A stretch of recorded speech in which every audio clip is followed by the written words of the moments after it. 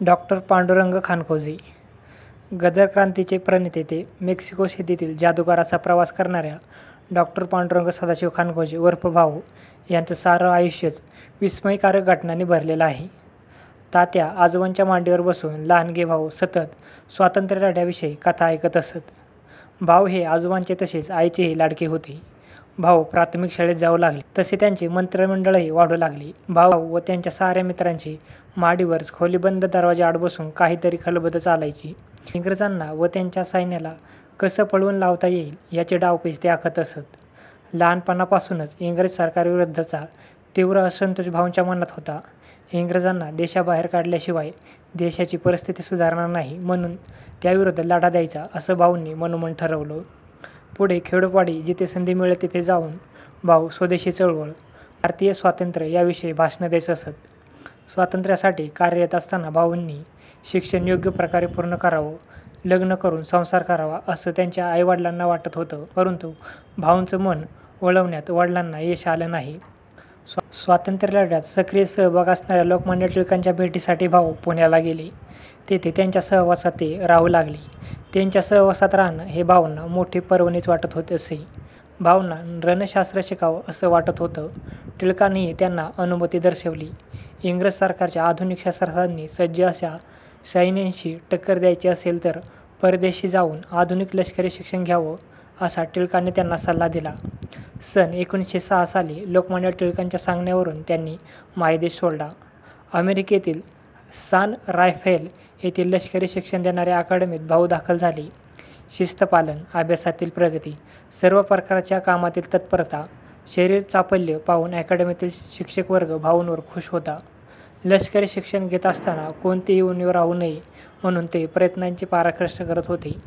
1910 साली डमालपेस military अकॅडमीचा diploma त्यांनी मिळाला.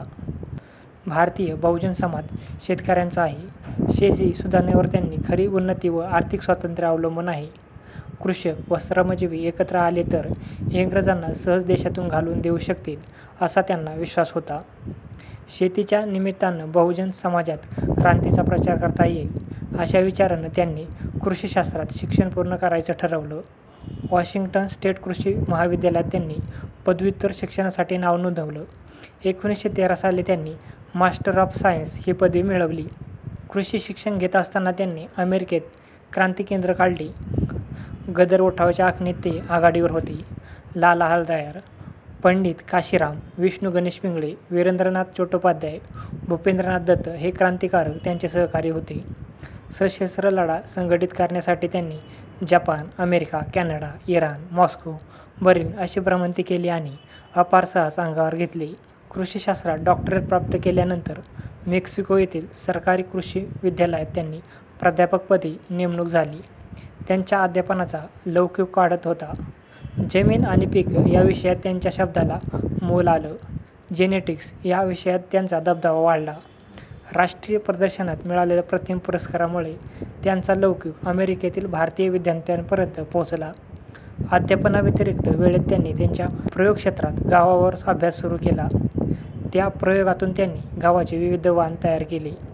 पावसाळ्यात नि उन्हाळ्यात येणाऱ्या गावाची संकरित जात, तांबेरा न पडणारी आणि बर्फालाही दाद न देणारे, विपुल उतारा देणारी जात, अत्यंत कमी पावसात भरपूर उतारा देणारी जात इत्यादी. डॉक्टर खानखोजेंचा जेनेटिक क्षेत्रातला अभ्यास, जमीन आणि पाणी यावरील प्रयोग, गावावरचे संशोधन इत्यादी लक्षात घेऊन मेक्सिकन सरकारच्या शेती सुधार मंडळांनी त्यांना आमंत्रण दिले.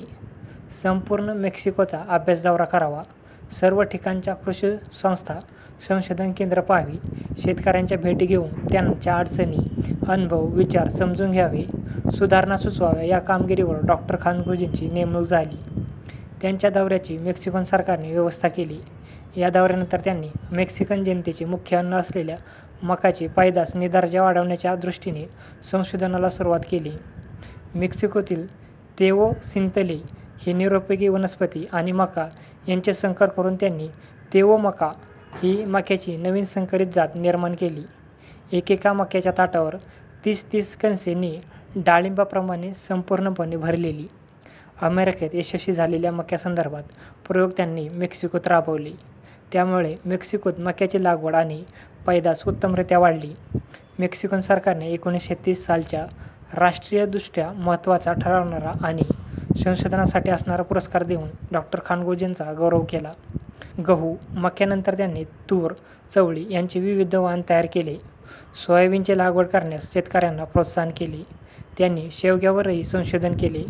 शेवग्याला पाला, मुळ्या, शेंगातील बिया आणि बियांपासून मिळालेले सुगंधी तेल यांचे महत्त्व विशद करणारी पुस्तिका प्रकाशित करून सामान्य शेतकऱ्यांपर्यंत पोचवली. अपार देशप्रेम असणारा एक क्रांतिकारक, शेतकऱ्यांविषयीची कळकळ असणारा एक कृषीतज्ञ म्हणजे डॉक्टर पांडुरंग खानखोजे होय.